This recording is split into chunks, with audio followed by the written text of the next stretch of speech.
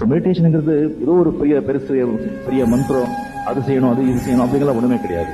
குளிச்சுட்டு வந்த உடனே 5 நிமிஷம் ஒரு இடத்துல சைலண்டா கண்மூடி உட்காந்துருங்க. உட்காந்துட்டு இந்த கடவுளை பத்தியோ இதை பத்தியோ யாரை பத்தியோ நீங்க நினைக்கவே நினைக்காதீங்க. உட்காந்து மைண்ட் எப்படி போதோ அப்படி விட்டுடுங்க. மைண்ட் அதால இப்ப எங்கேயாவது போட்டும், பணம் பொண்ணு எதுலையாவது போட்டும் மைண்ட், அது அப்படியே விட்டுடுங்க. அது கண்ட்ரோல் பண்ணதான் அது ரொம்ப சென்சல் ஆகும். அப்படியே விட்டுட்டீங்கன்னு சொன்னா ஒரு 15 நாள் 20 நாள் அந்த மைண்ட் அப்படியே உங்க கண்ட்ரோலுக்கு வரும்.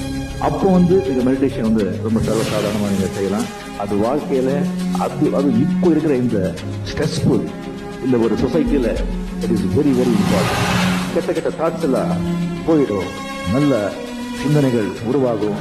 நல்ல சிந்தனைகள் உருவாக நம்ம நல்லதே செய்யறோம். எல்லாரும் நல்லது செஞ்சா அது நம்ம வீட்டு மட்டும் இல்லை, நாடும் முன்னேறும்.